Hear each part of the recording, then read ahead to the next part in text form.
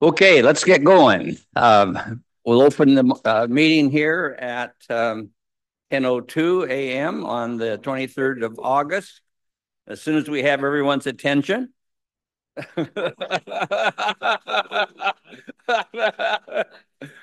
Oh, Courtney, you were talking. How unusual.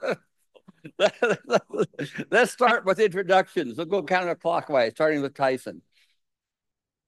Good morning. I'm Tyson Wepperick with ODF. I'm the Adaptive Management Specialist in State Forests. Morning, I'm Todd Heron. I'm the Information Unit Manager for State Forest. Good morning, Mike Buffo, Director of Technical Services with Mason, Bruce, and Gerard. Will Tucker, Lynn County Commissioner representing Marion, Lynn, Benton, Polk, and Lincoln counties. Aaron Scar, Tillamook County Commissioner. John Sweet, Coos County Commissioner. Good morning, everyone. Mike Wilson, State Forest Division Chief. Cal Mukamoto, State Forester. Courtney Bangs, Clatsop County Commissioner. Jerry Willing, Washington County Commissioner. Brandon Persinger, CFT-LC Executive Director and Legislative Affairs Manager for Natural Resource Related Issues for the Association of Oregon Counties. Wow, that's a lot. I know. Margaret Magruder, Columbia County Commissioner, representing Columbia, Clackamas, and Washington counties on CFT-LC. Good morning, Nick Palisato, now Deputy Division Chief for State Forests. Good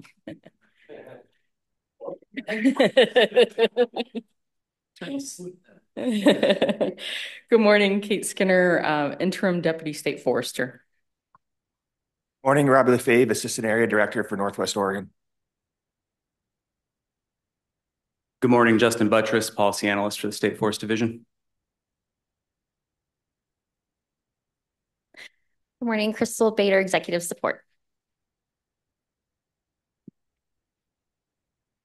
Good morning, Amanda Pyle, Exec Support with ODF. And in the gallery. Laura Wilkinson, Hampton Lumber. Laura, come up and join us. We want you up here. Come on. Don't be afraid. All right. And Jim, sorry, I wasn't looking at the online attendance. How are you this morning? Good. Jim Kelly, Board of Forestry. Your sound's working this month. Good. Thank you. Okay, next is public comment. Laura? It's up to you. All right, well, we'll pass that and go on to comments, and I have none to make. I'll defer to the State Forester. That's you, Cal. Well, this has been kind of a barn burner year, and so we're a little distracted because we've had lots of fires. Fortunately, because of the cooler weather, the teams have been able to move forward and pull some of the fires off the landscape. It's just talking to Courtney, she saw her husband for the first time in what, 40 days or something like that. So far, the statistics is we've had about 1.5 million acres of fire on the landscape. We at one time had like 33 large fires. That's 100 acres or more across the landscape. I think we're down below, are we below 18 right now? Yeah. So, this has been good, but it's not over. I was just telling Courtney, there's some analytics showing that we might have some east wind events. Okay, so that doesn't have anything to do with what we're doing today, but I just thought I'd let you know where the department was and what we're doing. While we're talking about fires, I probably shouldn't mention this. That'll probably be bad luck. I've been I've been a commissioner for 12 years now, and the largest fire we've had in Coos County is 131 acres. Unfortunately, on Coos County Forest reprod ground, lost it all, but wasn't bad in the overall picture. Yeah, I've been noticing that. Now that I'm done gloating, let's get to work. Yeah, but we have we've been really happy to have Tyler McCarty from Coos helping us out on Team 3, I believe it is. Yeah. And it's really great to have his background experience as an incident commander. Got good people down there. Yeah. Jim, do you have anything you'd like to add to the conversation here? Not really, other than it's impressive who all is there. So congratulations to y'all on being there. And I wish I could be there in person. But I'm also happy that I'm leaving on vacation tomorrow. I'm going to Maine and then coming back for our next Board of Forestry meeting. So I'll be out of it for a while. I want to talk to you about Maine when you get back. Michelle and I went there last year. It was delightful. Okay, great. Okay, Mike, I think it's your turn. All right, thank you. Again, for the record, Mike Wilson, State Forest Division Chief, and I am joined by a number of my staff here today. Tyson and I are going to be presenting most of the brief presentation here and, kind of refreshing on why we're here. The real focus for today is to have more in-depth discussion about what some of the objectives for the scenarios that we want to develop with the board September 5th, and just kind of answer questions, get feedback so that we can help FTLAC facilitate sort of the development of those scenarios. And before we start, I want to really thank Mike Buffo for I know he's been working with you all to put some things together and just really appreciate sort of having that technical link to FTLAC. So to begin with, go ahead and yeah. So today, I'm going to go over a little bit of a process and timeline review, sort of an overview of the scenarios. Then we'll talk about some of the assumptions and model parameters. And we're not really going to be talking today about the facilitation process. We can answer some questions about it, but that's really, we don't have Tessa with us today to really discuss that, but we can answer a few questions about it if you have that. So to set the scene here, as we open the conversation, we really want to make sure that we have a common understanding for the conversation that we're going to be having. And so as we plan for the finalization of a new Western Oregon State Forest Management Plan, we are going to be seeking, staff is going to be seeking direction from the board to understand their expected outcomes. We really want to ensure we were going to go through a scenario modeling process to do that so that we know that those expectations are feasible. And so we're going to model a range of scenarios to make sure that we don't have conflicting objectives for the land or for the forest, right? So, because that could easily happen. You can always say, I want more of everything, and you're not going to get it. So, let's have a reasonable framework for discussing those trade-offs. So these scenarios that we're going to be modeling are not intended to be alternatives to choose from in any kind of rigid sense. They're an exploration of the range of management approaches so that we can have a good, thorough discussion of trade-offs. Now, I fully expect that, there may be some folks that there may be a scenario that pops out and most of the folks are like, hey, that looks like the one. So that's fine, but we will have to translate that into the performance measures that we've been discussing. Say, okay, well, let's set those performance measures to make it clear that that's the direction we want, as opposed to simply adopting a scenario. And the reason is, number one, if we go to this next slide. So what we have are, these different planning levels and approval authorities, and we've seen this before. So we know at the FMP and HCP level, that's a level for the board, but implementation plans are still under the authority of the state forester. And of course, the operational plans are put together and approved by district foresters, actually. So if we focus on that IP level there, can you give another click there, Justin? Yeah, there we go. Okay, so, we're not designing an IP in these meetings. So that's one of the important things here when we say we're not selecting a scenario, because the board doesn't really make IPs, the state forester does. but we evaluate the scenarios, we can understand the board expectations. They can set those in performance measures, and that guides us in making that implementation plan that Cal's going to eventually approve. Okay. Okay, I think we can go to the next slide.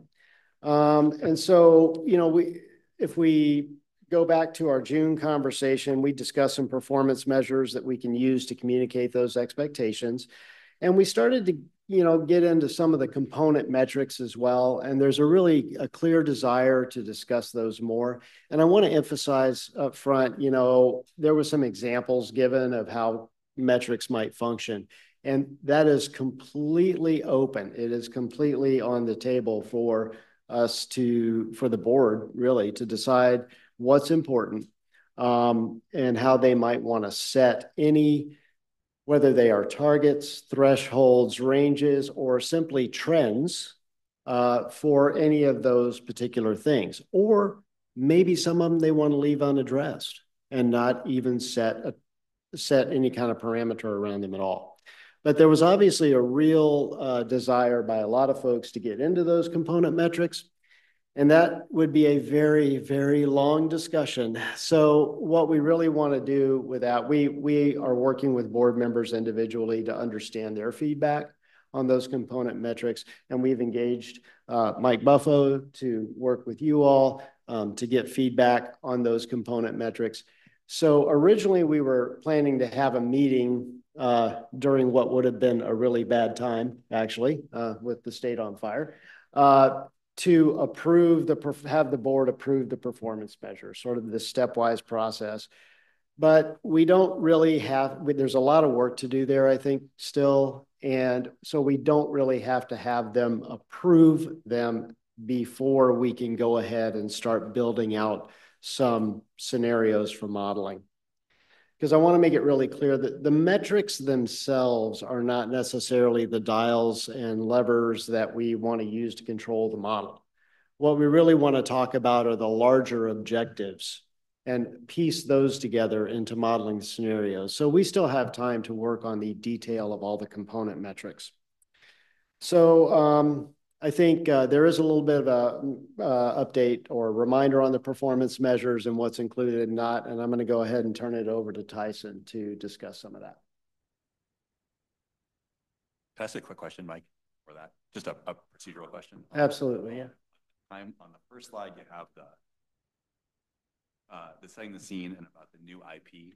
And I recall, was it last meeting here, we talked about the need for like another 2-year IP?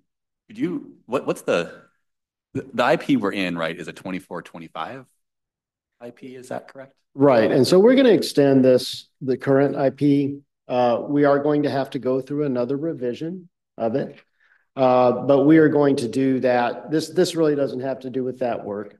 We're going to extend it. We're going to revise it. We're going to make some landscape design adjustments and so forth in order to maintain that IP until we get this direction and a real new IP and FMP in place. Okay, so we're kind of keeping the current one, but with some changes, but that'll take us through the end of fiscal 27.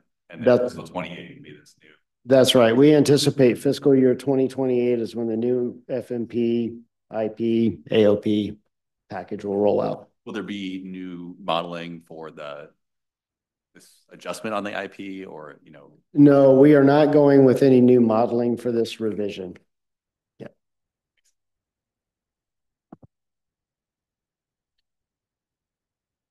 All right, good morning. So thanks, Mike. Mike did a good job of explaining kind of where the performance measures are. You know, we're still getting feedback. We're still listening to people as we decide what the component metrics should be. And then we're looking for clarity from the board as to whether they'll be setting targets for performance measures or acceptable ranges or desired trends.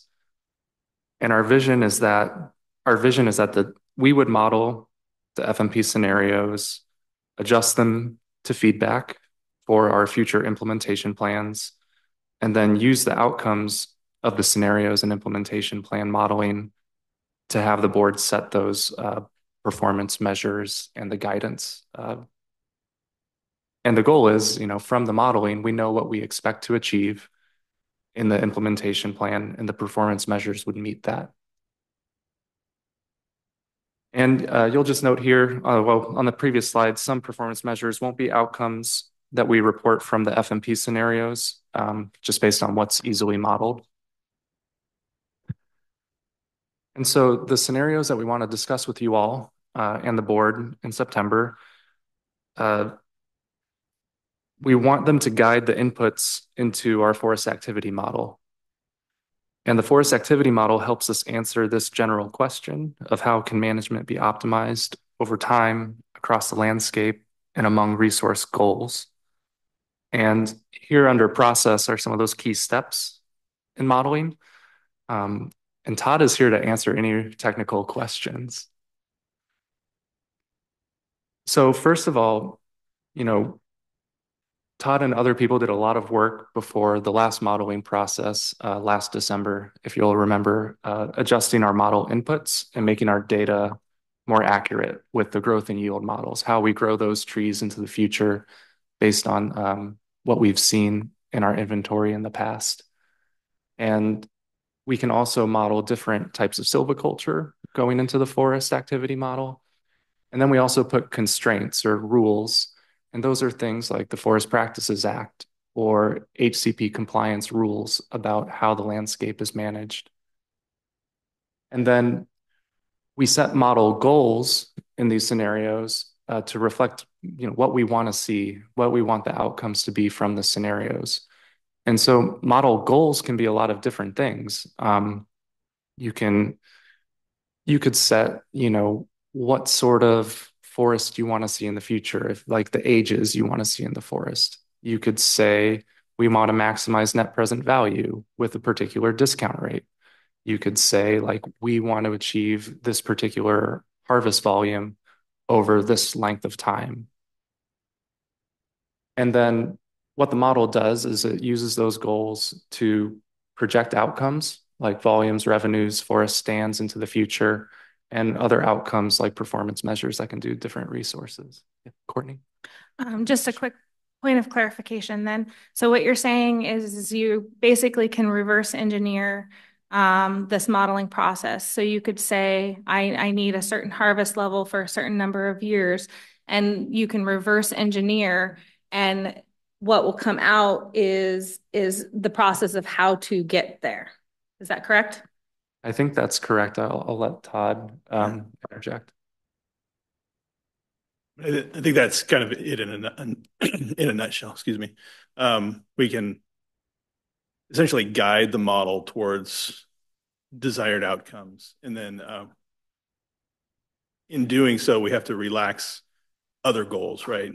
So we have to, if we have a primary goal that we need to achieve, we would adjust the model such that we're relaxing some of the other constraints or some of the other goals to see what needs to give in order to meet that desired outcome. In order to get there. Yep. Okay.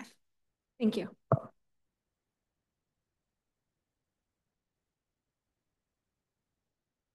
Let's see, can we do the next slide? So here we have our example from the last modeling round that we did, which we presented in December of last year. And so the goal for that modeling was a little different than what we're discussing now. We were presenting modeled outcomes that to give the board an idea of what expected harvest levels would be under an HCP to help guide them in their decision of approval. This is a kind of a complicated table, but it just shows like what we did last December. So there were 4 different scenarios, and the numbers are kind of what you see at the bottom in that key. And so this kind of gets to what Commissioner Bangs was asking. Like in scenario 1, our overall goal for the model was to maximize volume with an even flow, a non-declining even flow over time. And then the model ran through that scenario and estimated what the total average annual harvest volume would be we didn't set the harvest volume as a goal, but we set the non-declining even flow as our goal. And so we ran through those 4 different scenarios, and we ran them at different spatial scales. If you remember, georegion is grouping districts together, which gives the model more latitude to choose operations in different places. District scale is how we typically do it. So we were seeing if there was a big difference between those modeling options. In purple, in that purple box, scenario 1 at the district scale, that's most similar to our current practices, where we design the model to maximize volume over time, given the constraint of non-declining even flow over the whole length of the model run. And we also have in the table the total average annual revenue. That's for counties and the division. That should be in millions. I'll add that to the table for the board meeting. And then average rotation age is within the timber production ground, for those, when you think of just like your typical even age stand management, what those rotation ages would be. And I think, one of the impressions that we got from this modeling run was that there just wasn't a ton of difference between them. I mean, obviously, like those are differences in millions of board feet, so it matters. But as far as like rotation age, we weren't seeing like totally different approaches to management in the areas outside of HCAs. And so we were kind of surprised by that. And, part of it is because when we were developing the scenarios, let's say scenario number 3, where we were telling the model to maximize net present value, but we were also telling it to manage it for an even flow of harvest. And those 2 model goals are sort of at odds with each other and may have kind of canceled each other out. So Commissioner Banks? I'm just curious. Well, 2 questions. Where is scenario 4 for the district scale? And then my second question is, it seems odd to me that having a shorter rotation age would provide less annual harvest. So I was just curious what other inputs were placed in that model to give a lower harvest level when it's a shorter rotation age. Yeah, that's a good question. So I think scenario 4 for the district scale was just we ran out of staff capacity, or So scenario 4 was a rerun of the HCP scenario from the comparative analysis work. So that particular run was a georegion scale, and so we opted not to do it at the district scale because it was not really comparable. Yeah. It could be something that we look into and for the next run. And the reason, so the average annual harvest is over the entirety of the model run period. And so if there's a higher net present value run that reduces rotation age, that would front load volume. So like the more recent term would have higher volume than the even age scenarios, but over the entire length of the modeling period, it may be lower on average when you factor the length of the modeling period is 70 years? Or how many years is the length of the modeling period? It's 150 years. So we run the model out beyond the target period. So well beyond the HCP is what you're running the modeling out. Okay. Yeah, and the reason for running it out past then is to, we want to make sure that the management approach lasts beyond just like the rotation that we see right now. We're trying to speak to sustainability of the landscape over time. And if you tell the model like, oh, just stop after 75 years, it can give some really odd results as far as just like, harvesting things that we wouldn't do, because it's like, at the end of 75 years, we don't need to care about what the objectives are anymore. So I think it's sort of just like a practical thing that we do with the model to, one, demonstrate sustainability over the long term, but also the model kind of needs to have those multiple rotations to demonstrate how the different management approaches will work. I would just add, how far out you take it is somewhat arbitrary and certainly open to discussion. And the relative influence of that compared to other things is also, something of interest and concern. Yeah, and that's something we've been talking about with Mike Buffo about kind of the technical details of the model and why we're doing certain things. On that, I'll offer here. So you're trying to deal with, kind of like you said here, that the model only has vision for the time period you tell it. And if you don't, if you make it too short, it can't see the future and will, on say net present value driven models, sometimes you'll see a very high harvest levels on the very last period because it will think it can do that. It doesn't know that there's a future here. So I know you have even flow on some, but you're essentially trying to manage the model. It's less about what's going on in the forest than making sure the model has the right scope within.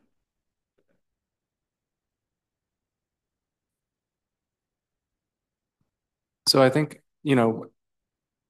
with the current conversations about the scenarios and the board discussion next month, we're hoping to explore a wider range of outcomes than what's in this table.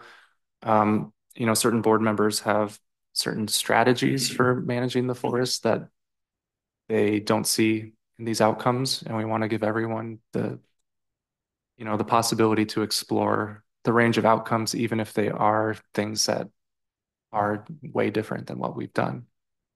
And they're not really alternatives that we would pursue, but they're helping us see the trade-offs for different resources.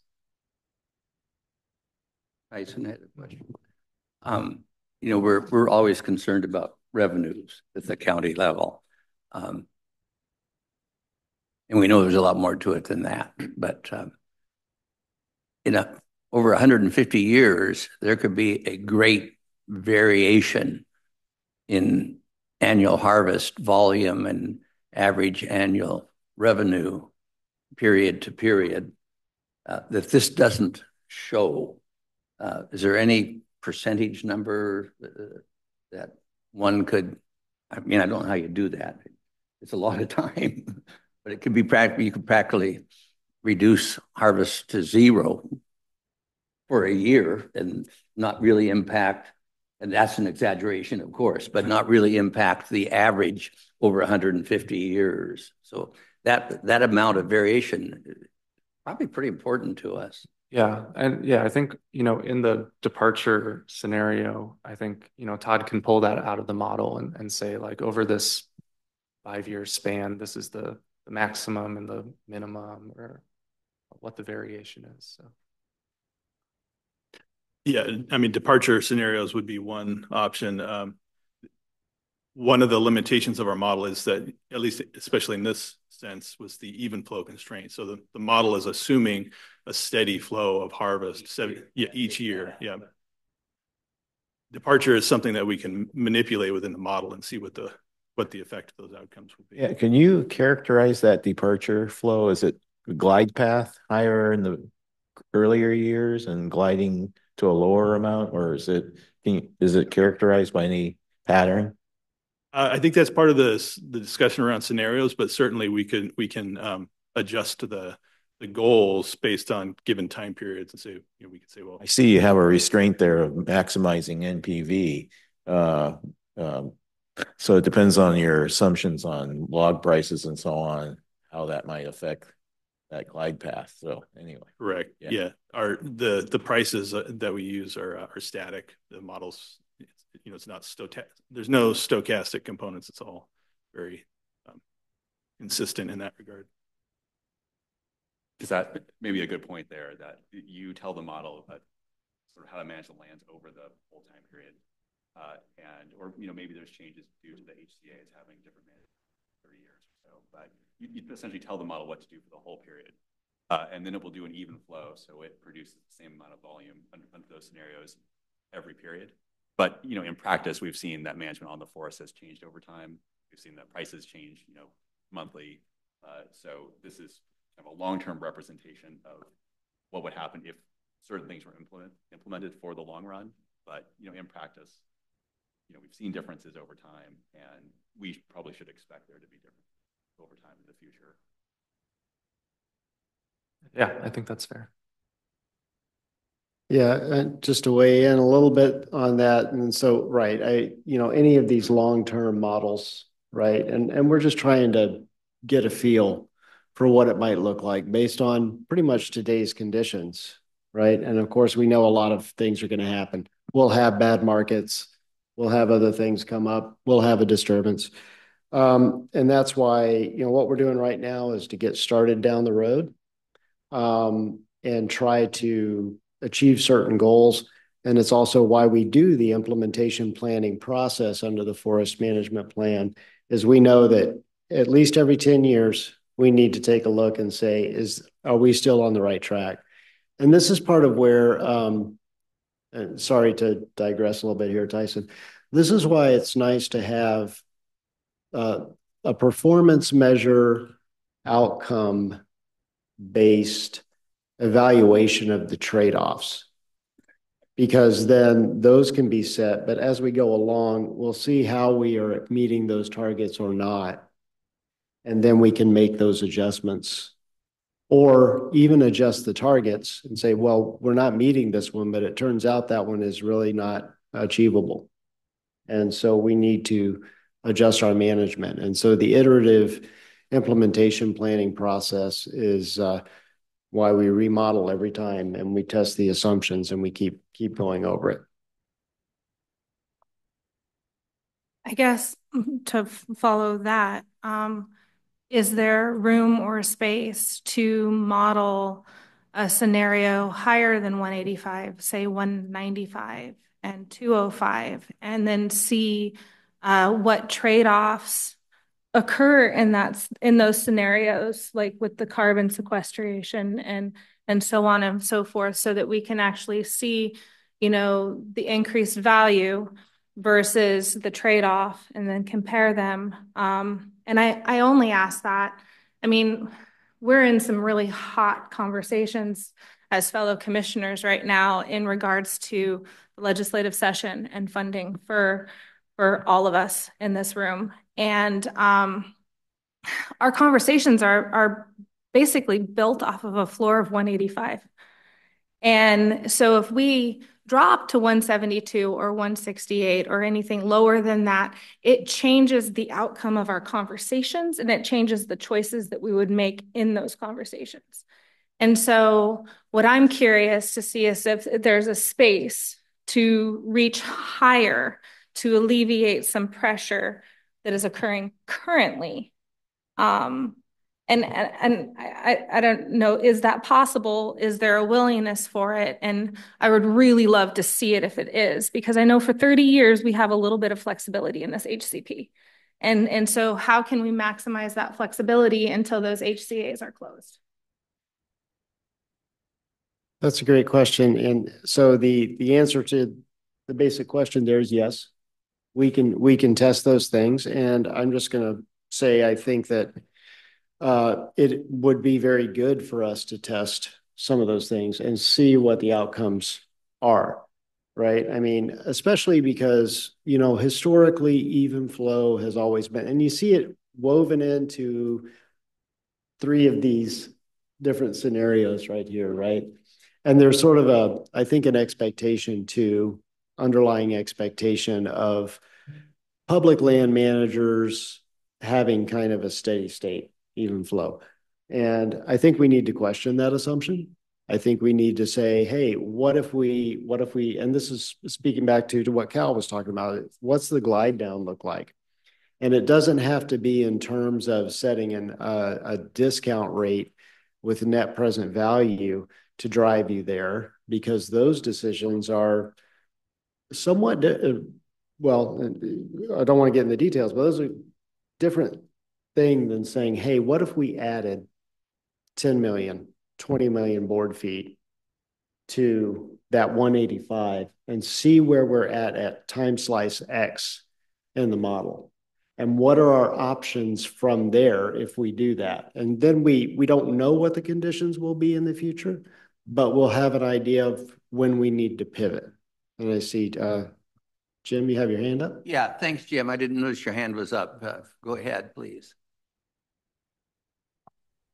Yeah, I just put it up. That's okay. I just kind of wanted to address what Courtney was saying. Should we be planning on even lower levels of harvest? I think when we, as the board, faced this decision on the HCP, we were really basing it, on us continuing doing things the way we've been doing them, and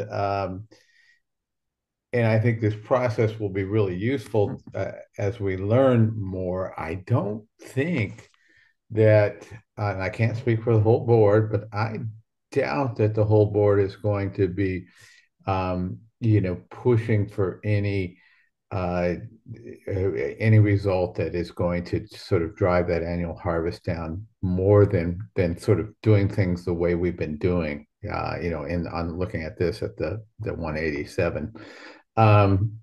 It just so your question, should we be planning on less? Again, I can't give any 100% assurances, but certainly would be my attitude that you should not have to. My personal preference is if we're hitting an 80-year average rotation, I know there's lots of people, and I know there's lots of things that would be good about pushing that even longer. Personally, I'm completely comfortable with a plan that would leave us in that place with our state forest. I just want to make note in response to how much I appreciate that statement of not having to thoroughly, I know it's not written in stone to plan for something under 185, but you have 5 commissioners here, or 6. I'm not even sure, I haven't counted us. But these discussions that we've been having behind closed doors have been really hot, and we've been hot with each other. And so I think that gives us some reassurance that we're tracking the conversation correctly. So I appreciate that. Thank you. Just a quick comment. When I look at the rotation ages, which is obviously an oversimplification, and it was an outcome, I think there's a lot of interest in widening that pretty considerably, maybe even beyond on either side, a direction that we would actually go. But to understand that full decision space, we're thinking we have to try and stretch both sides of that equation. Also, I'm not sure we answered your second question earlier, Commissioner Banks, about net present value and lower volume turns. But just in response to the stretching of the rotation age, I'm just curious, and this is somebody can answer me outside of this room, that's fine. Why would we want to stretch our rotation age to where it is socially unacceptable to cut it? Because we've readily witnessed that anything past 80 is extremely socially unacceptable to cut. And so why outside of the HCAs would we push to grow? I'm just curious of what the mindset is, because at that point it is socially unacceptable, and all of us will be attacked for those choices. So I'm just curious of why we're setting ourselves up for that. That's a good question. I'm pretty sure that we're going to get attacked either way. That's what but no, I hear what you're saying there. And I think we'll actually, if we go with something that substantially lowers the rotation age, we're going to hear about that too, right? We're going to have those future challenges no matter what. And that really has, ultimately at the end of the day, whatever that decision is, stay the same, younger rotation, older rotation. As a matter of course, there's a place where the board and the agency have to stay the course on the policy decision and say, look, this is the deal we made, right? This is how we said we were going to do this. And also there's always that, for people who are concerned that the world's going to end if we were to go to a lower rotation age. Sorry, I'm being glib and hyperbolic there. I probably shouldn't be. But for people with those concerns, one thing we are monitoring this through an entire implementation plan period. And we have the ability then to flex if something is wrong. One thing I do want to point out, though, and I didn't really make this point earlier, and I think I need to, and you'll hear me do it again at the board meeting. I think it's important. Right now, we're in a space where scenario one right there is what we do now, right? With an HCP overlay. That's what we do now. And some people are kind of like, why do we need to even go through this process? Why are we exploring a big range of ideas? And the reason is the board really needs to have that public trade-offs discussion and put those values out there and set their expectations for how the lands are going to be managed, right? As staff, when we go to do this without any other direction, I can guarantee you, well, pretty much guarantee it, we would do what we're doing now. Because the other outcome is we do something radically different in either direction. And people are like, who told you to do that? And so it's important for us to have the board have that discussion and make sure that we are in alignment with how they expect the lands to be managed. So that's why we're exploring this range that may take us into spaces that we haven't done in the past. So if I just quickly, we've already given up a bunch with the HCP. So as we talk about trade-offs, I think it is important to remember that we've already made a bunch of them, and that we are held to at this point, assuming it goes through the trade-offs that we have agreed to in the HCP. And so starting with that in our minds and recognizing that while we may feel the need to model these many, many things, let's remember we put everything we needed into that HCP. So in terms of constraints, all of those pieces, we put it in the HCP. So I just want us to kind of keep that in our minds as we model all of these other great ideas that people have. There was a time for ideas, and that was to build them into the HCP as far as constraints. So just, to keep that in mind. Just to interrupt here for a moment, we're getting some feedback from online. If folks can just remember to speak into the microphones. Some people are apparently hard to hear. Thanks.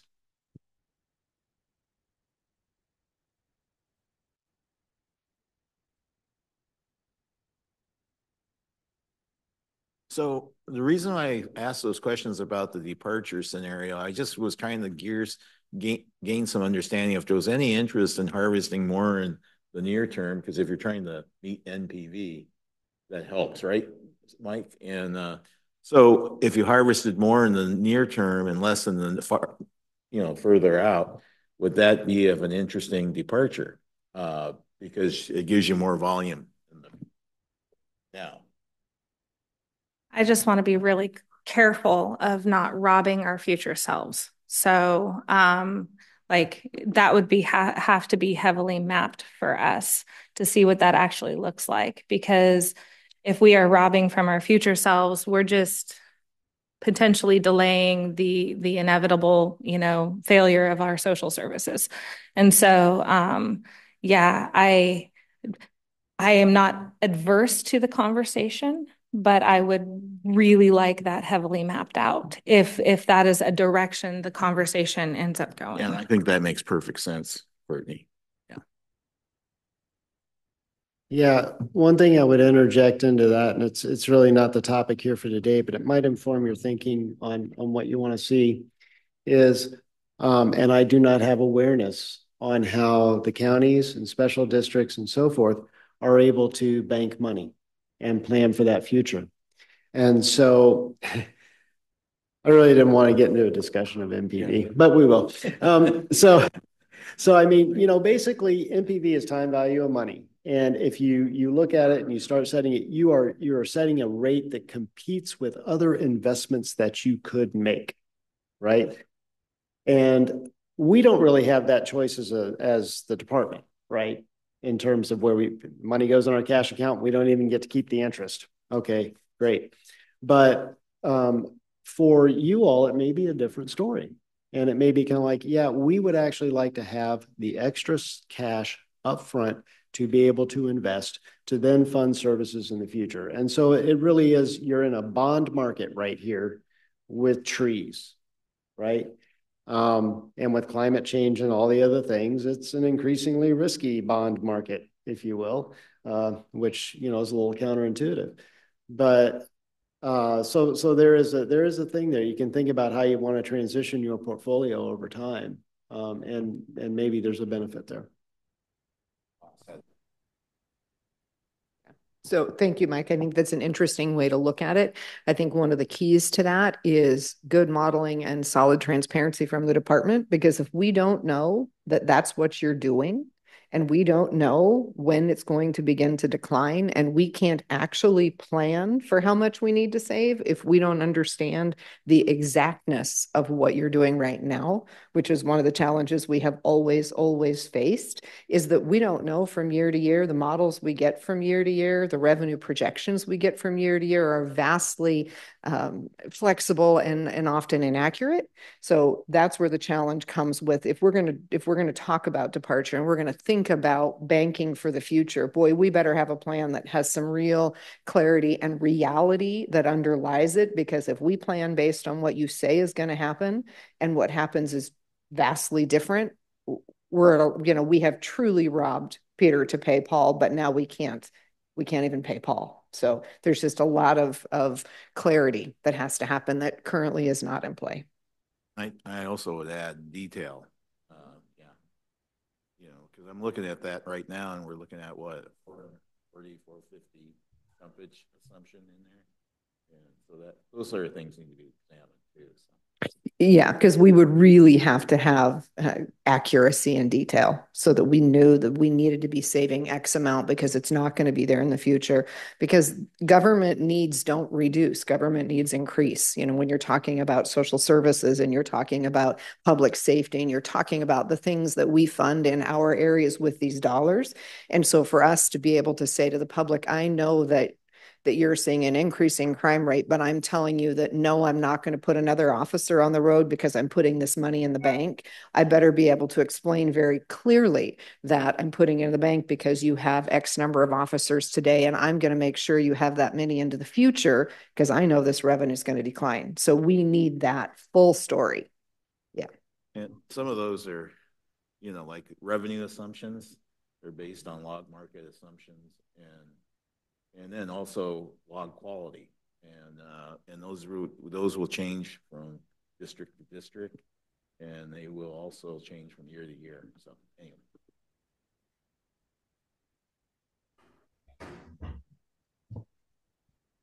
Jim, looks like you have your hand up. Excuse me. Yeah. Jim, go ahead. Yeah, I'd like to jump in. I'm agreeing with what everyone is saying regarding departure. The only reason I think the board would consider a departure scenario would be if we were under tremendous pressure from the trustline counties to do that. I am not hearing that so far. And if that's not the reality of where the trustline counties would want to be, I don't know why we would even model departure. The interest in that is not going to come from the board. Just a thought on that. I think the more interesting questions around investment for the future and making sure that future generations are okay are really around the parts of the forest that are not well, you know, Swiss needle cast and all. And how do we approach those, and how do we return, and what are we willing to invest in the relative near term? And the relative near term might be in the next, 20 or 30 years to do what would be right for the next generations in terms of trying to return what those parts of what are supposed to be working for us that are not growing anymore.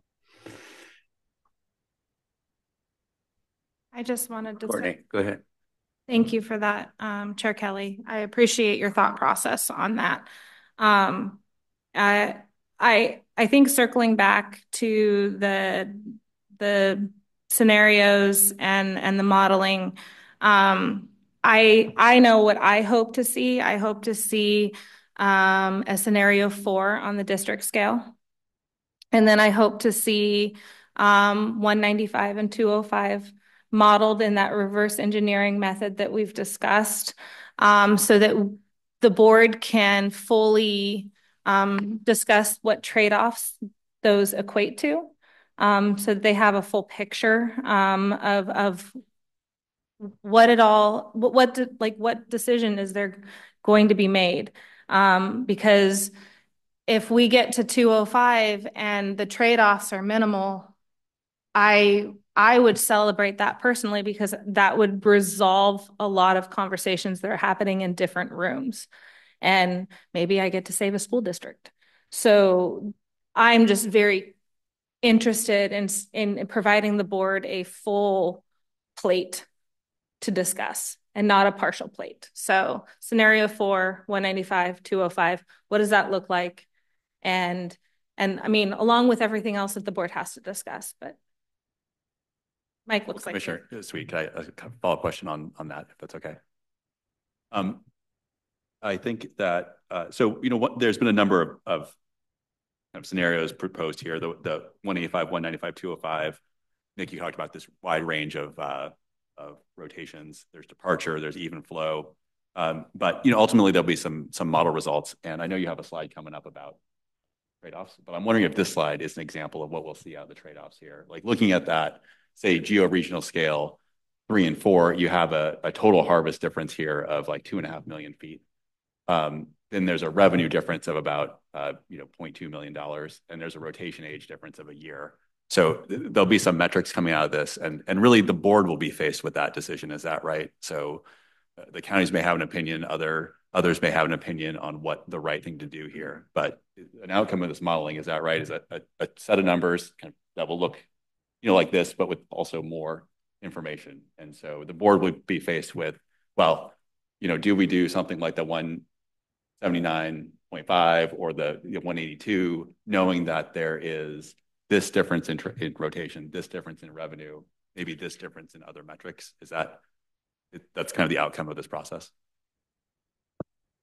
Ultimately, that's the outcome of the process. One of the key pieces in there is, once the scenarios are modeled and we have all the information, is that's sort of the last component of the discussions we have lined up between you all and the board, is to talk about those outcomes and the trade-offs associated with them. And ultimately, at the end of the day, yes, the board makes a decision, but it gives you a really good platform to be able to get in there about what you like or don't like about some of these trade-offs. And so it becomes just, I think, a very rich discussion about Trust Land County objectives. Is this right? Because this is an opportunity to talk about what greatest permanent value is. In fact, the trade-offs are trade-offs between different aspects that could be greatest permanent value, because ultimately the board is managing for greatest permanent value, right? So the board has to assess any of these scenarios against that greatest permanent value. Yeah. Ultimately, it's their call, because when they're going to adopt a forest management plan, they're going to set some expectations around how we will go about implementing it at first, at least initially. And so, yeah, that has to meet, by rule, that has to meet greatest permanent value for them to be able to do that. And then just on the certainty of that, so this is we're doing a 10-year forest management plan. What's the certainty that the outcomes that we get, that we see in the different modeling scenarios, come to fruition?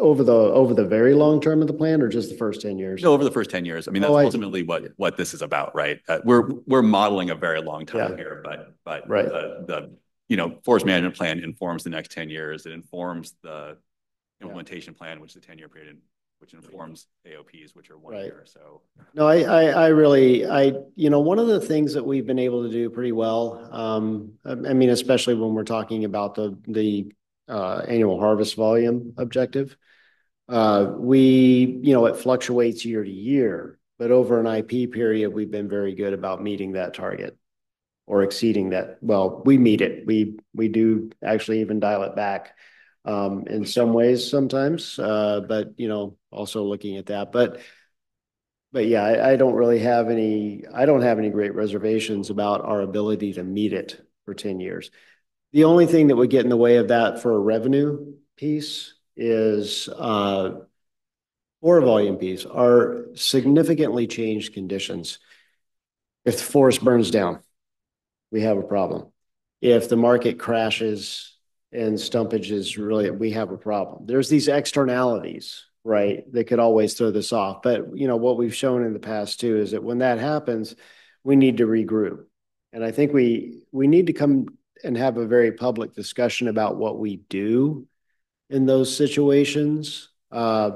You know, obviously we responded, I think, very well to the Beach Creek fire, you know, and, you know, so we revised the IP for North Cascade to be able to accommodate that salvage, that economic recovery piece, and also some other restoration things. So when we think about a market collapse, you know, and, you know, you all have heard me say this, I know this makes some people uncomfortable, but, you know, we made a decision to keep selling timber, right? And that was I don't think everybody really had awareness on that. It was a joint conversation and everybody's concerned about jobs, but I think we need to have really deliberate conversations when major market upsets like that happen, because we end up shorting ourselves on the potential value of that in order to try and keep timber flowing, potentially timber flowing that really doesn't make a difference if the jobs are going to, people are going to be laid off anyway because nobody's buying the final product, right? And I'm not saying we would like shut down, but looking at how would we adjust to that to make sure that we're not just throwing good money after bad, right? And that's it. Yeah, and maybe the question tying this in with performance measures, the outcome of this is this right, like a policy objective out of the FMP and not necessarily the specifics of any given number. And what I mean by that, like here, you know, if we did a scenario 4, you wouldn't expect, well, if say there was a shortfall from the 80.8 million, it wouldn't necessarily be go harvest more to get 80.8, or if you were exceeding 80.8, you wouldn't necessarily stop harvesting, right? That's correct. Yeah, no, that's correct. I mean, that at the end of the day, that's an outcome that's largely market driven. Yeah, I mean, the prices are the prices and the costs are the costs. Yeah, of course, but that might apply actually across all performance measures. So, you know, age class distribution may not look the same as what's modeled. Right. Yeah. Carbon storage may not look like what's modeled. Harvest might look a little different than what's modeled. You know, exact average rotation age in implementation might look a little different than what's modeled here, right? That's you're trying to get to a policy, right? A policy package versus just a set of numbers that you're gonna do or not do as a kind of black and white. It got done or it didn't get done. Right. Yes. That's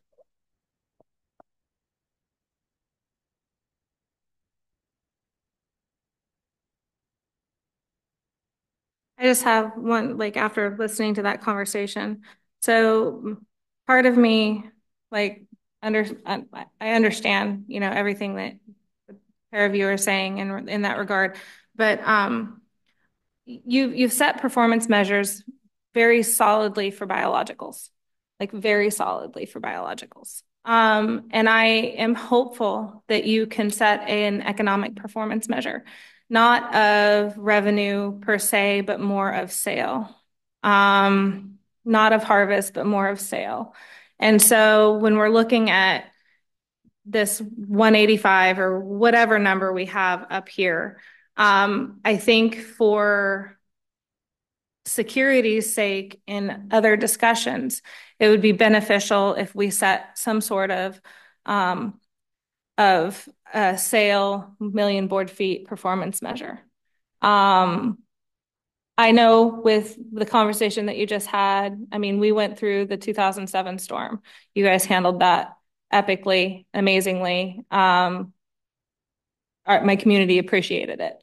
And so I understand that there is room for changes, but I'm just hopeful that you will consider setting a economic outcome performance measure of sort. I know we can't control the stumpage. I know we can't control the market, and I know we can't control the weather or fire. But if in there we set this is our goal. And I think Chair Kelly spoke to it a bit about the 185 being, without him speaking for the entirety of the board, but that 185 being a number that they're not interested in falling below. And so I would just like a little bit more security with whatever caveats you needed to put into that to speak to, the other issues. But for us in other discussions, it would be beneficial if we had, I know we have this conversation right now, but I might not be here next week, who knows? We don't know the future. So we're setting a 10-year plan for people 10 years from now. And so to make it a little bit more of a stable conversation, I think. Thank you. Great, thank you all. So Justin, could you go to the next slide? So there are just a few slides, and it's kind of getting at more of the mechanics of the model for kind of additional context of what we're doing behind the scenes. So our discussion is mainly going to be about the differences in management strategies for the areas outside of habitat conservation areas, where timber production is a main objective. And so when we're doing that, we have kind of this list of assumptions with the HCP being in effect. And I've listed out a lot of the major compliance commitments in those bullets. For the second bullet, the HCP constraints outside of HCAs, what we're mainly talking about there is dispersal requirements for northern spotted owl. And that's sort of like across the landscape. Canopy coverage needs to be a certain level. And so that can sometimes run into a scenario modeling approach. The stay ahead provision, that's a technical way of saying that for habitat that we grow, that's created, we are growing habitat over time on net. So as we're harvesting, we don't harvest faster than we are growing habitat as part of our HCP commitment. You'll notice my language in that bullet is I say constraints may include those because when we did the modeling in December, we didn't really run into those general ground HCP constraints. They didn't affect the model. So the harvest levels we were modeling in December, we didn't see a trade-off with those HCP commitments. So when Commissioner Banks was talking about what if we looked at a particular harvest level and what the trade-offs are, if we modeled something like 205, we're not sure what it would look like as far as if owl dispersal habitat compliance would start limiting if we could even get to a 205 average annual harvest. So those are some of the key assumptions. We also are following the Forest Practices Act and the stewardship agreement that we put in place last year, and easements and other legal requirements on the land base that could be constraints on general ground management. I was going to say that. I mean, that's regarding the 205 and the owl constraint. I mean, that's exactly why you run the scenario, actually, is to find out the answer to that. So I think that's what this whole process is about, is understanding the space. And I think there's a lot of different opinions of, what should be run to understand that space. Yeah, and the dispersal habitat provision hasn't really popped up as a constraint. It's pretty easy to hit. There's scenarios where you could get pretty aggressive with a departure, trying to get to short rotations where you might bump that stay ahead provision. And that would be something that would be interesting to know. How far do you go before you bump up against that, right? We do. Next slide. So one thing to know about the model is that it optimizes our management activities based on what we have in our current conditions of the forest and also what we are saying our desired future condition of the forest is. So this is just an example from that December modeling, and it's from the scenario 1 at the district scale. And what these graphs show are the different age classes of stands and the acreage for each one across the landscape. On the left is the average for the first 15 years of the model run, and on the right is the average for the last 15 years of that model run. And the different bars they're in groups of 30 years, going from 0 to 30, all the way up to greater than 150 years for this stand. And the bar is split by inside of HCAs and outside HCAs. So we're just saying our current forest looks like it does on the left. That limits and gives opportunities for our harvest model to, do things in certain ways. And the way that we describe what we want the future forest to look like will also affect just how the model decides to optimize our activities over time. Commissioner Banks? I don't think I'm going to be here in 2080, but I'm looking at this and it still circles back to a concern that I have already verbalized, where we gave the baby and the bathwater away with the HCP. And we're now looking at our future forests and basically HCP is a non-production area. Anything outside of the HCAs is what would be considered our production. And so again, I circle back to the social issue that will come about when you have age classes over 90 years old in our production zone and we are not harvesting them. And therefore it's going to put our future generation selves in a pickle of that social concern that I keep circling back to. And how, I feel like this is setting, my kids up for failure. Granted, they're probably not going to be living near, but I feel like we're setting our future up for failure if we are going to grow something that we're going to end up not being able to cut. And it's in our production zone. So are those trees inoperable, or what is that? Yeah, exactly. So what Commissioner Banks is referring to is just on the right, in those bars in the older age classes, you can see inside and outside of HCAs. Roughly half of those older stands on the right would be in riparian conservation areas.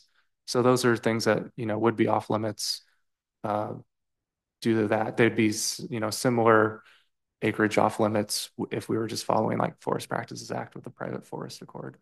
But that's roughly half. I think I talked to Todd about this previously. And so some of those stands are also selected later in the model run. So the model's running, out a little bit past. So some of those may be harvested in later years. And we don't put the social constraints into the model of which ages are harvested. And just for point of clarification to everyone in the ether who is listening, I am not interested in harvesting in riparian zones. I just want to clear that up. Thank you. I think that question, though, brings up a good point about this and the trade-off discussion, because we're going to, ODF is going to produce data for the board that will then inform the trade-off discussion. And the question of, what does that graph mean will come up. And I think that the land base is more complicated. The land base you have is more complicated than just inside the HCAs and outside the HCAs, right? So the riparian, if you know how much of that's riparian buffer and what the age class distribution is, I think that's a relevant statistic to share. And I think if you also have lands that are inaccessible, and I think that's a relevant point here. So because of exactly that question, is this saying that there is some 20,000 acres of over 150-year-old stands that could be harvested? I think that people have that question. But I think what you're saying is, well, no, it's actually less than that because there's riparian buffer. I think you'd also say, well, some of that non-riparian buffer is considered inaccessible. So I think it's important for these graphs to represent your land base, as complex as it is. And I think this, frankly, is a too simple of a slide because it just has the two designations.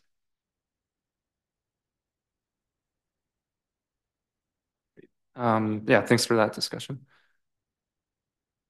I think another note here is, even though we're talking about like management outside of the HCAs, as we're modeling it out and we're looking at the outcomes as a whole forest as well. So when we are modeling out performance measures, we're not just looking at the area outside of HCAs. The trees inside the HCAs are also growing in the models. We're modeling the management inside HCAs for those first 30 years. When we're presenting performance measures and outcomes from these scenarios, we're looking at the forest as a whole, as well as just the outside of HCA stuff that we're talking about in the discussion. That just brings me to my next question. So when are we going to commit to the commitment? Okay. When are we going to, I'm just going to say it, commit to the commitments that we've made inside the HCAs? So when is management going to begin to occur inside the HCAs? Yeah, so I mean, we have had some sales in there, not as much as I'd like to see at this point, actually. And I think we are focused in 26 and 27 on getting the work started at the scale that's allowable, at the full scale. A little bit of an issue with alder, obviously, but a lot of discussion around the healthy conifer part in particular and the Swiss needlecast piece. We'd like to be harvesting at the highest level possible as soon as possible.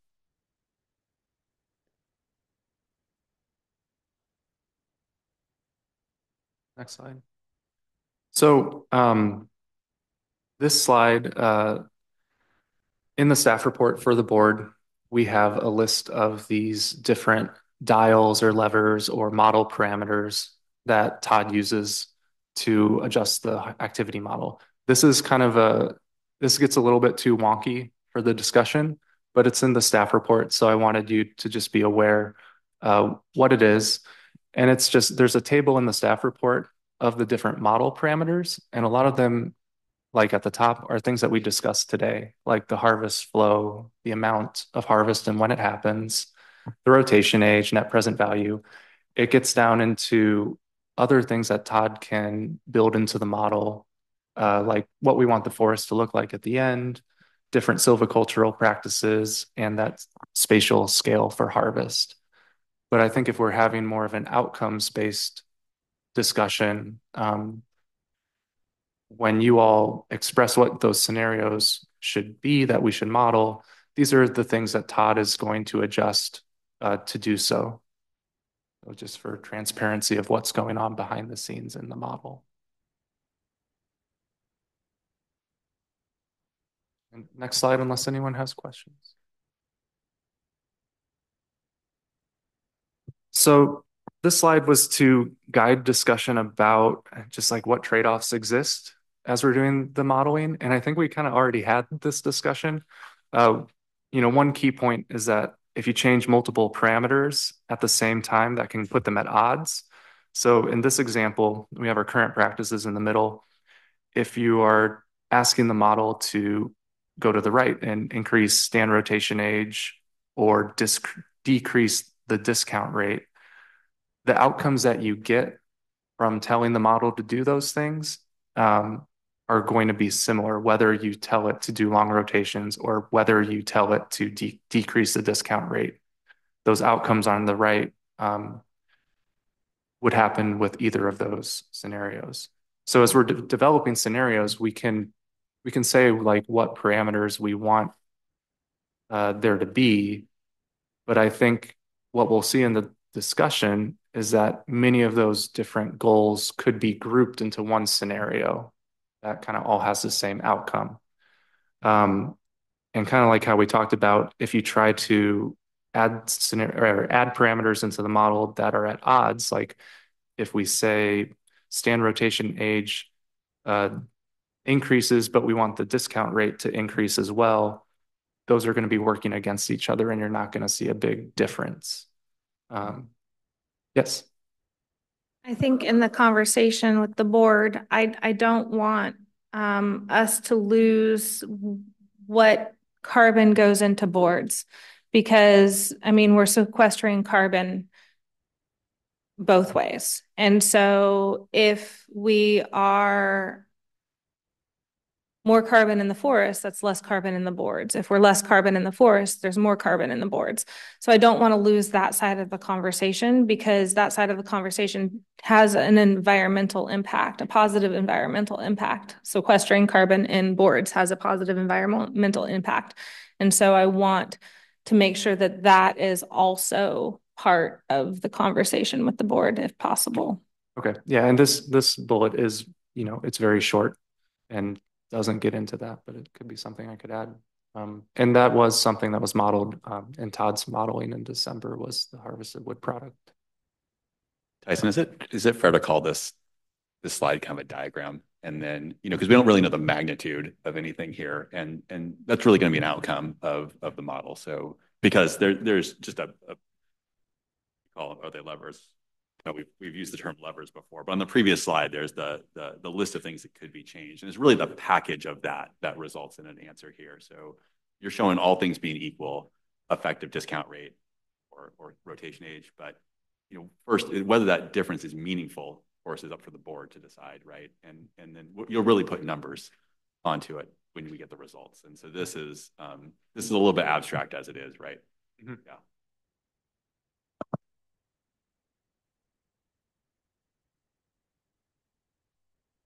So after we present that to the board, we'll have our discussion with our facilitator and to try to build scenarios out with you all and the board.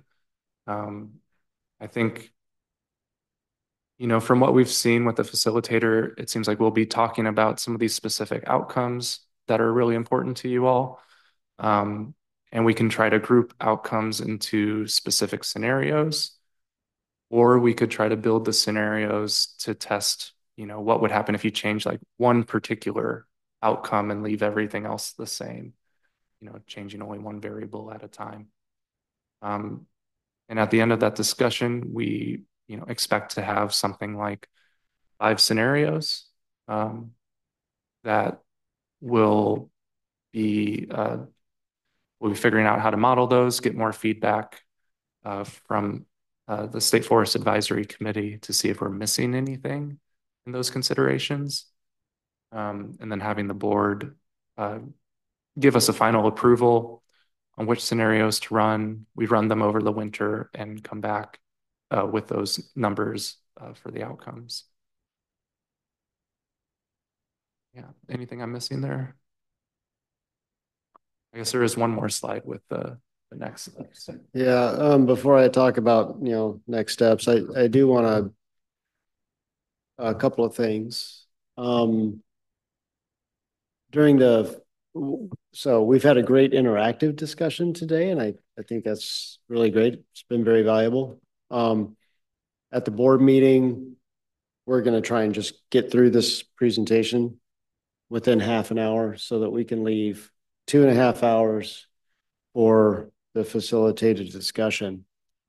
And, I mean, obviously it's up to you. I think it would probably help to prime the pump for the discussion if you're able to come to the board meeting with a couple of scenarios that you've already said, here's some key objectives that we'd like to see. And it sounds like you've been thinking about a couple. Okay. And I think just to then help the board through that discussion.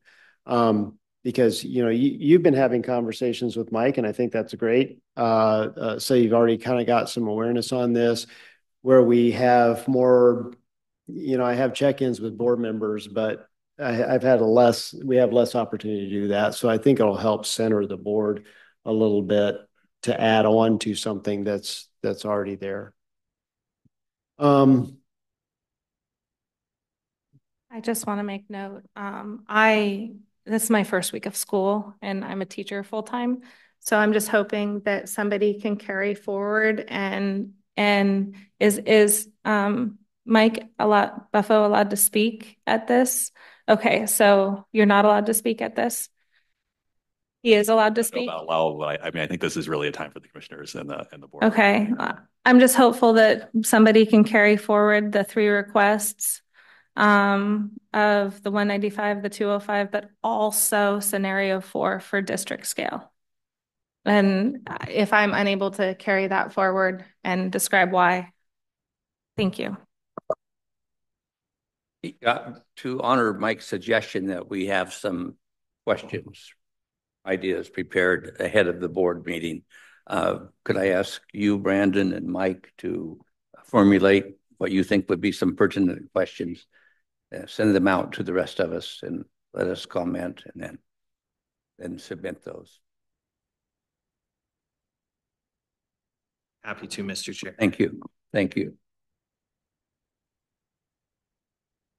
All right. Good. So next steps. So we are continuing to work on revising those draft performance measures. And when we say performance measures, we're really talking about the component metrics at this point. I think everybody was pretty happy, or at least it's kind of like looks good to us on the big high level performance measure titles, the however many words that was on the slide, as one board member commented. I think that's, pretty easy, but we will continue to work on the component metrics. And one of the things I've been discussing individually with board members as we check in on these things, as well as like I said, it may be that some of these component metrics either don't show a whole lot of difference in the model, or at the end of the day, don't matter that much to anybody. Great. They don't have to be in a part of the final performance measures. A lot of them are going to be things that we just know anyway because they're in our inventory. And I want to make it really clear that those, and I think we already understand this given the discussion today, but those component metrics are not the dials and levers for modeling scenarios, right? It would be not that you couldn't do it, but you wouldn't want to specify a certain range of tree sizes that specifically or something like that. That's an outcome, something people may care about, and something we can clearly report on. But anyway, and that's one of the reasons we can go ahead and start having this discussion about the scenario development, do some modeling and all that kind of stuff without having that all adopted. Eventually, the board will need to adopt performance measures and what their expectations for those are. So anyway, what we're gonna, we'll, after we frame up these scenarios, we'll go back and what we really want is the framework for them. We can go back and add technical details to it, the actual inner workings, all the dials and levers that need to be set to make it happen. We do want to go to SFAC, not to change the scenarios. I want to be very clear. We want to go to SFAC and say, okay, here are the scenarios that the board and FTLAC want to model. And do you have any expertise or comment on it? It is not intended to change the scenarios. I want to make that really clear. That's the space for you and the board. So then we would return to the board to get their approval on the final scenarios. I think that's an important step. Believe it or not, we sometimes get this thing of not that rock, bring me another rock. So we want to avoid that. We want to make sure it's kind of like, this is what we're going to model. Okay. We'll do the modeling. Then, as I mentioned before, you getting back together with the board to discuss those outcomes and those trade-offs. And then eventually after that, the board setting the performance measures to guide implementation, to guide our implementation, at least of the initial implementation for the forest management. There's Mud. Mike, if I could ask just I guess, procedural question. So I don't think, I'm looking to Commissioner Magruder, I don't think SFAC is slated to meet until maybe October or something. But going back to the board, I think the December board meeting is a retreat. So are you looking for a special Board of Forestry meeting, and then FTLAC and the board would get back together in January, or are you trying to get all of this done before the end of the calendar year? Oh gosh, no. Yeah, that would be pretty aggressive. So figured I'd ask. I think SFAC is going to meet on the 25th. Is that right, of October, which is actually after the board retreat in October. And the board does not have regularly scheduled meetings in November or December. So we would be scheduling a special board meeting sometime in the November-ish time range, and I would imagine late November, that kind of thing. And then we would, given the time it takes for us to do the modeling, and Todd can correct me if I'm wrong, I don't think we would not be coming back until about April for that trade-offs discussion. Is that currently sort of the schedule, Todd? That's the expectation. Yeah. There was some question about whether April was the right meeting, but yeah, that's the time frame. It's going to depend on, the ask right around those scenarios, but that's what we're shooting for. Right. I just want to verbalize how much more difficult it makes our future conversations as CFTLC and FTLAC with the legislative session starting, and we have so many balls in the air and we have to make decisions. And so it's disheartening, I think, for us to hear that this conversation won't resolve until next year. So I just am verbalizing that because I know my other commissioners are feeling it.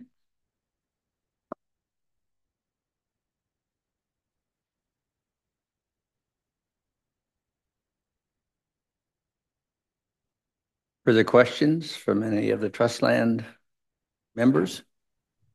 This is a weird random detail that just popped into my head. When we're talking about the modeling, we were talking about there being LiDAR mapping or something that was going to happen of the forest so that we would have better data for our modeling. Am I remembering that correctly? And is that on track so that will be in these models, or is that still out in the future somewhere? It's a combination of both.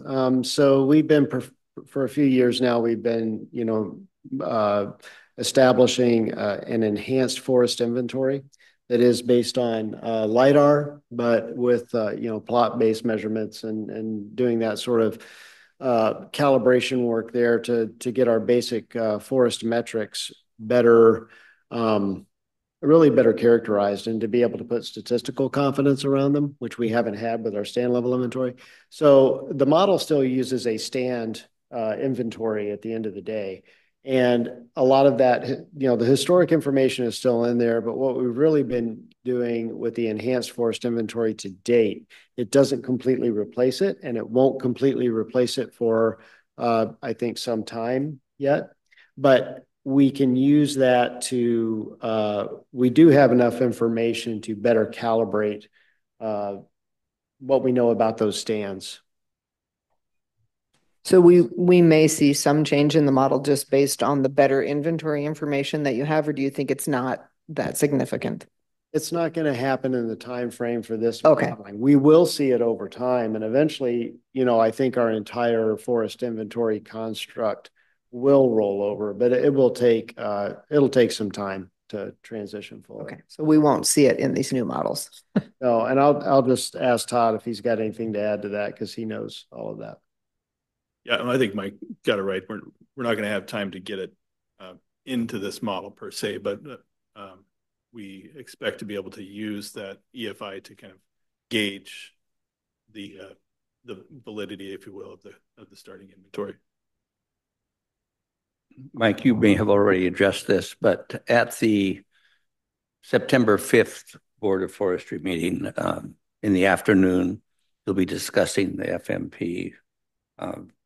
What will our role be there? Will we be at the table as we were in the last meeting, or will we be limited to our? I think you nodded we'll be at the table. I won't go further. Yeah, no, that's as many folks as we can have at the table, either in person or virtually. And, just getting back to the question that was asked earlier, I would say the degree to which Mike is involved in the conversation is really up to you. He's certainly welcome to join us. The board has technical experts there, right, in terms of ODF staff. So why shouldn't you as well? Thank you for anticipating my next question. Very much. And by the way, anybody that can show up in person, please join us for lunch ahead of time as well, of course. Thank you for that invitation. One other thing that came to mind belatedly, I'm trying to get my head around these numbers on this particular document. And the annual average revenues remain fairly static, it appears here, for the period of this FN or HCP. Inflation. Are those, if one were to take into account inflation, the beginning number would either have to be much, much lower than it is now, and the ending number in the period of the scenario much higher. How is that accounted for here?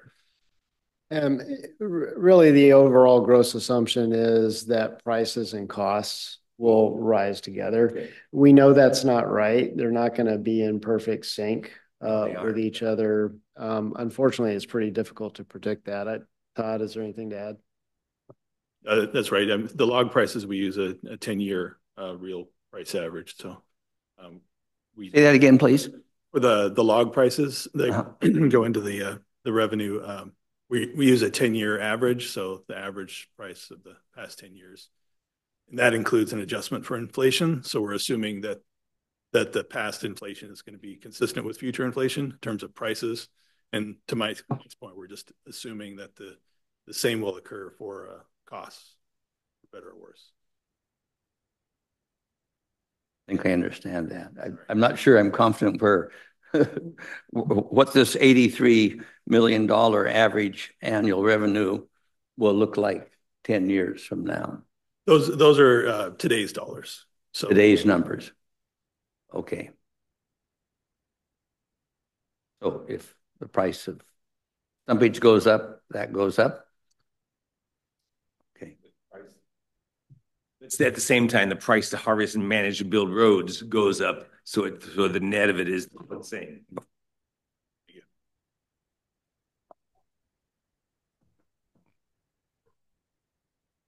Anyone else have questions? Margaret? Brandon? I do not have a question at this moment in time. I am somewhat overwhelmed by some of this information and wondering how we can move forward as a county and budget accordingly. Thank you. Courtney. I always have questions, but I think I'm done for today. Miracle of miracles. Thank you, Aaron. Will. Michael. Question, sir. Anyone else have anything for the good of the order? I think we are adjourned. Oh, Mr. Chair. Oh, there is something. Just wanted to make sure, because we inadvertently skipped the opportunity for public comment for those that are participating online. So Anyone online that wishes to provide public comment, please raise your hand and we'll call on you.